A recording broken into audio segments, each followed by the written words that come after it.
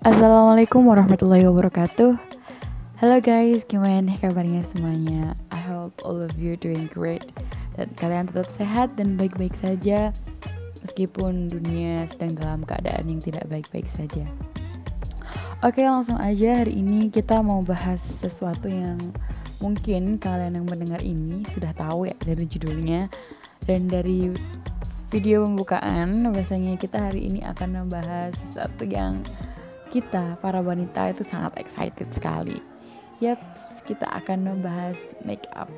Tapi di sini kita tidak akan membahas tentang spesifikasi pembagian make up atau sampai mereview make up yang ada di dunia ini.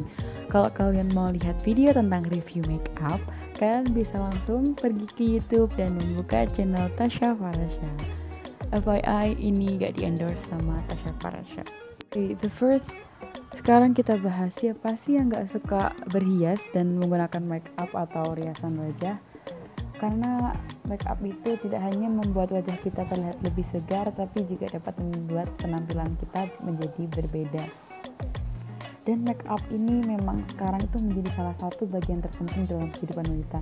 Bahkan beberapa wanita mengaku tidak percaya diri untuk keluar rumah tanpa menggunakan seperangkat alat make up.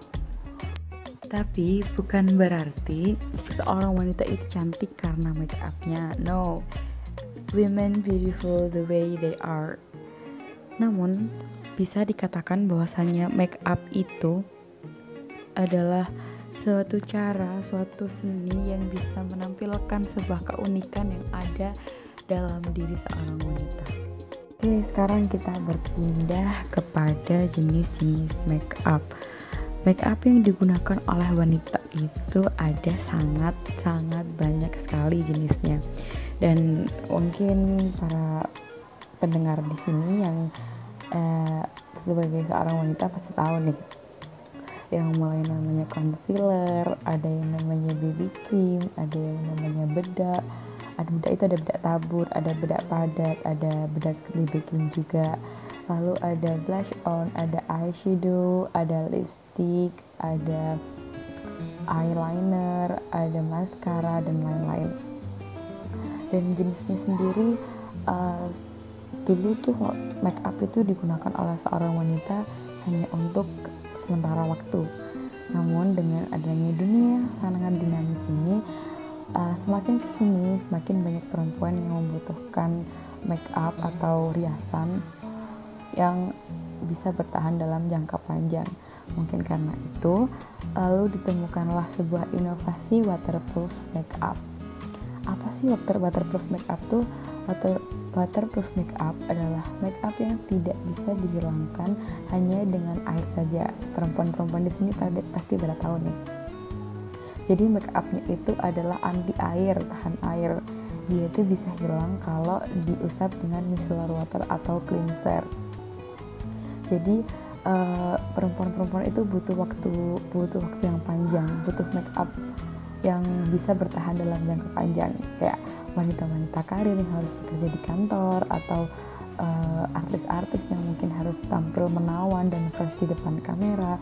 Itu mereka membutuhkan make up yang tidak luntur karena air, atau yang bisa bertahan waktu lama karena mereka harus show up diri mereka terus-menerus tanpa henti selama 1 hari penuh mungkin.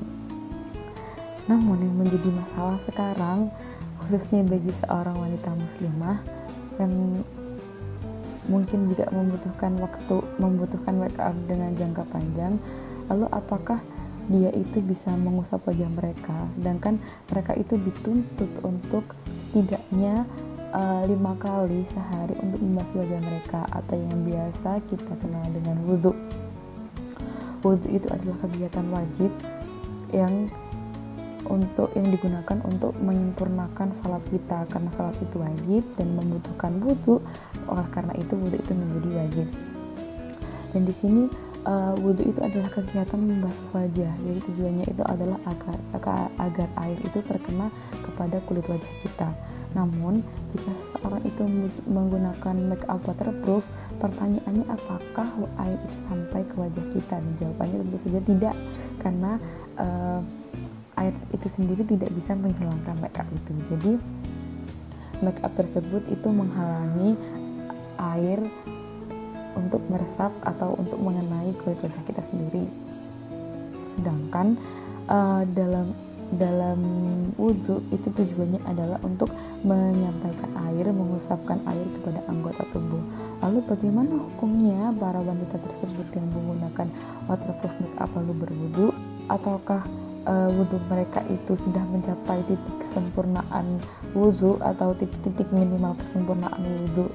Apakah wudhunya itu adalah sah atau tidak dengan menggunakan waterproof makeup tersebut? Jawabannya adalah selama makeup itu tidak menghalangi sampainya air ke wajah, maka itu juga tidak menghalangi kesahan wudhu. Jadi ini dalam konteks ketika makeup tersebut hilang ketika terkena air. Sedangkan yang kita bahas adalah makeup waterproof. Lalu bagaimana hukumnya makeup waterproof? Di sini kemudian dijelaskan, tapi ketika makeup itu menghalangi sampaikannya air ke wajah, maka wudhunya bisa saja tidak sah.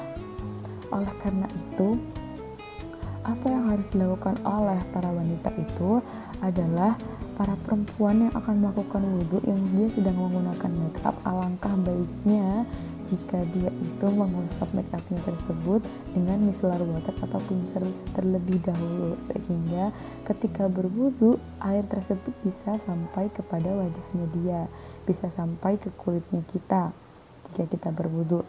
Jadi sudah tidak ada penghalang lagi di antara air dan anggota tubuh. Oleh karena itu kita bisa mencapai tujuan dari wudhu tersebut, yaitu mengalirkan air kepada anggota tubuh.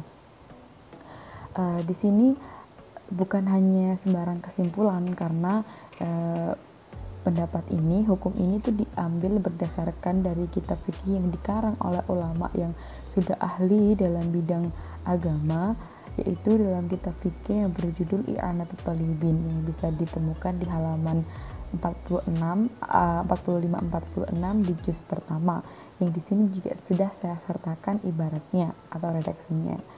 Adapun mengenai artinya di sini adalah termasuk dari syarat wudhu adalah tidak adanya penghalang antara air ke anggota tubuh yang dibasuh seperti gamping, lilin, minyak padat, tinta, dan kutek. Berbeda dengan minyak cair, karena minyak cair bukan termasuk penghalang meskipun air tidak bisa menetap, sebab hal tersebut bukanlah syarat. Begitu juga dengan tinta yang meninggalkan warnanya saja.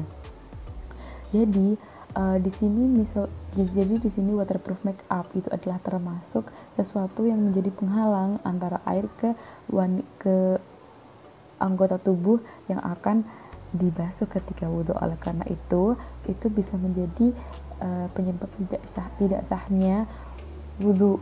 Dan ketika wudhu itu tidak sah, maka dia tidak bisa menyempurnakan kesahan sholat. Oleh karena itu bisa saja sholat kita menjadi tidak sah, dan itu sangat bahaya bagi kita sendiri, karena sholat adalah hal yang wajib dilakukan oleh semua orang Islam. Oleh karena itu, bagi para wanita-wanita salihah di sini yang biasanya menggunakan waterproof makeup, harus menghilangkan makeupnya tersebut, harus mengusap makeup tersebut menggunakan micellar water atau cleanser, kemudian baru berwudu. Jadi di situ kita bisa mencapai kesahan wudu, kemudian kita bisa menyempurnakan kesahan salat kita. Sampai di sini pembahasan waterproof makeup dengan wudu. Semoga ilmu kali ini bermanfaat. Terima kasih karena telah mendengarkan sampai akhir. Wassalamualaikum warahmatullahi wabarakatuh.